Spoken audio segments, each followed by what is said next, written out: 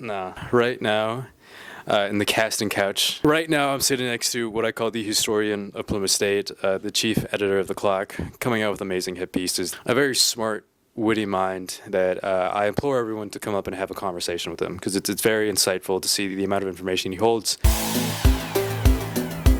So yesterday, I was trying to get my bag unstuck from a chair. I got really stuck, and I was fighting with that chair in Hyde Hall.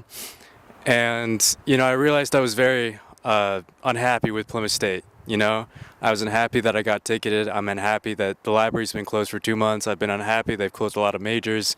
I've been happy with a lot of things. And then I figured that the solution was, should I kill myself? It's a good question, and it's one I've grappled with myself in the context of open houses and acceptance students days. We've talked about whether we think it's fair to table at a school where maybe the things we're promoting, for instance, a school that cares about writing and journalism, are not really things that are accurate, that we would not be painting an accurate picture of the school. I'm not really sure if the chair is the right place to take out your grievances, but I think that you're right to be upset in a lot of ways. I was talking to you, Aaron, the other day. In the office for The Clock, we have a small archive of old papers, and I was looking through some of the papers from the early 90s, and it seems like the parking situation today is much the same as the parking situation 30 years ago. That is, there's not enough of it. And especially for commuter students, I hear that a lot. I'll tell you that I don't have a car on campus, at least not regularly. I'll tell you that for a month or two I had a year-old expired placard, and nobody ever called me out on it. I never got a ticket. But I think it reflects the fact that there isn't enough parking. It's not worth it to buy a good parking spot. And the best way to get around it is to get around it, to try and break the rules. D-Hall food. Chicken wings that smell, I don't know, like a nice gooch sweat after a nice workout session, What is the state of D-Hall, and why is it in such a ruin? What is the state of D-Hall? I can tell you personally, I'm not a fan. Both of the food, but it's kind of just a depressing place to be in general, and certainly the food plays a part in that. I know that the dining hall people, and I think this is legitimate, pride themselves on offering what they say are pretty cheap dining plans relative to other colleges, at least. But it does often feel like that is certainly at the expense of quality. And I think at a certain point you have to say, okay, this is too cheap. This is not something that's worth paying money for. And that is often how I feel when I leave the dining hall. Fuck, marry, kill, Pirate Party, Donald Burks, and we'll go ahead D-Hall. Let's kill D-Hall. I think that's the easy choice here. To me, Pirate Party seems like much more of a fuck situation. It's come and go. You enjoy it while it's here, but then you don't want that to be your life. So I guess fuck Pirate Party and marry Burks. I'm fucking Burks 24/7. How many people have inseminated and pissed on him? Good question. It was actually one of the first questions I ever attempted to answer as a writer for The Clock. I think it was the first semester of my freshman year. I bought a cheap blacklight off of Amazon and brought it here in the middle of the night on a Saturday night. And I found zero evidence that anybody had pissed on him or otherwise that weekend. There was also a poll, however, and the poll kind of had the opposite indication. There were a lot of people, probably too many to be believable, who said that they had peed on him or gyrated on him or probably what I would describe as sexually assaulted him. If he were not a statue, it would be a big problem. I'm not sure I'll embrace the label of historian on a campus with so many people who have dedicated years of studying to earn the title of historian. I need to know what got you into this whole Plymouth State. What brought you here? I think I'm like a lot of students at Plymouth State when I say that when I was applying to college, it was the bottom of my list. It was my last choice. But when it came time to make a decision, the financial reality of choosing a college was so clear. Where does James Kelly want to be in the future? I do not see myself as a journalist, really, but certainly I don't want to be a journalist professionally.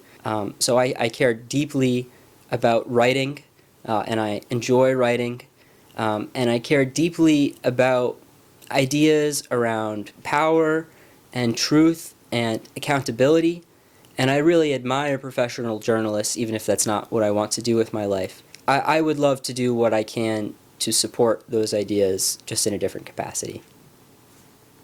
Why is the clock no more positive? Why can't you just, be vibey, man? A newspaper, if it's doing its job, will inevitably make some people mad. But I hope that it always does that with the spirit of doing good.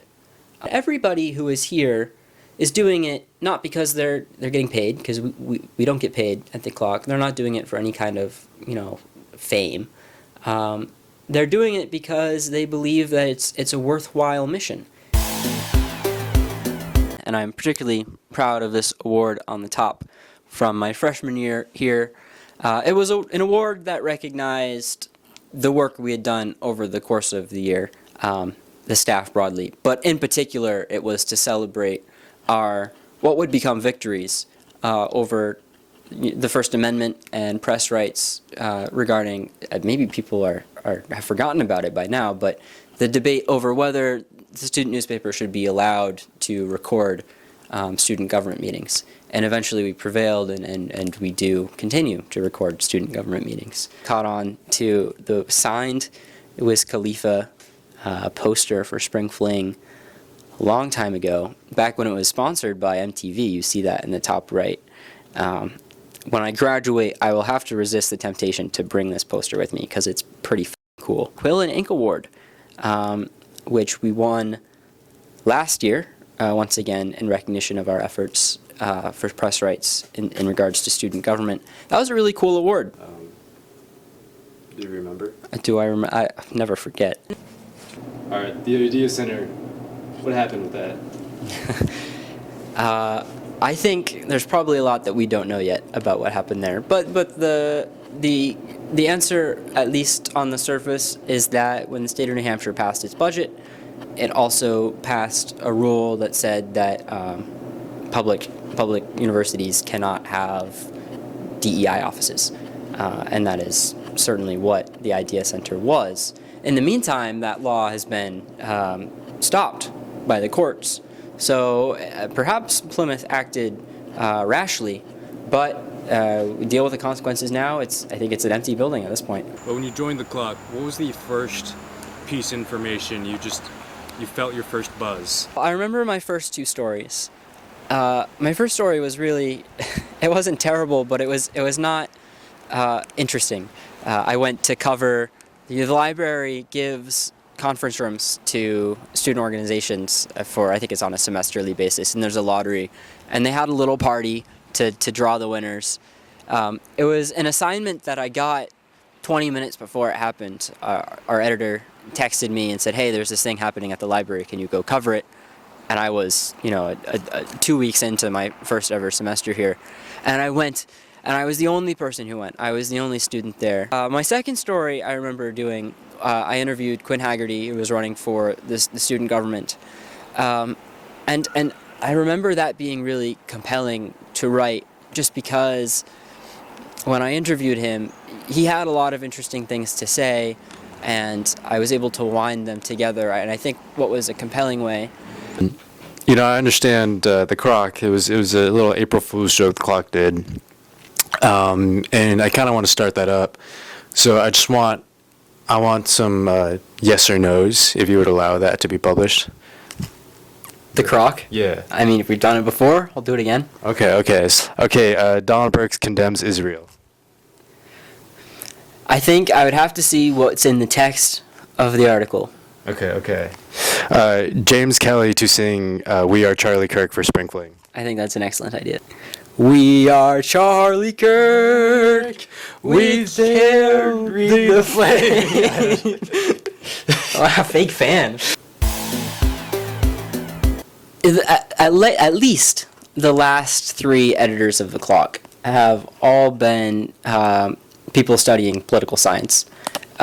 which has meant that for the last 3 years, there's sort of naturally been an inclination for us to cover politics, meaning both, federal, state politics, but also sort of politics of the school.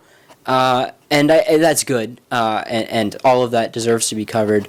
But I want people to know that there is a place here for everyone. There's a long tradition of good sports reporting. That's something we really need help with, people who are willing to go to games and cover them.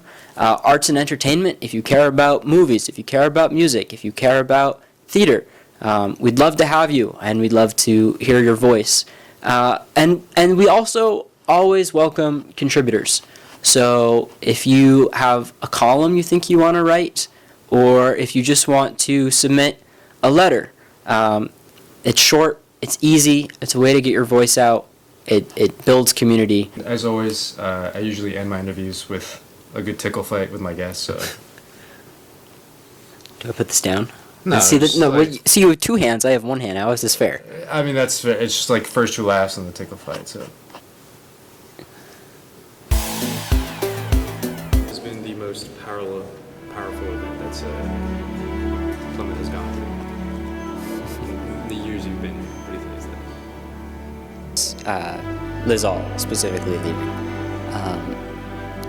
I think she really represented the spirit of what Plymouth State can and should be.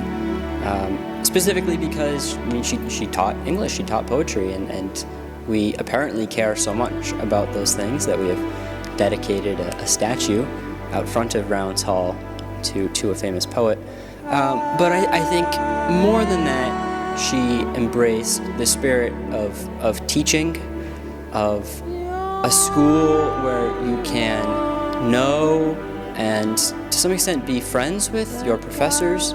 I mean, it's sort of superficial, but I think the fact that so many professors at Plymouth State go by their first name is really a testament to how much they care for and are close to their students. And she, in particular, I think really represented that idea. Yeah.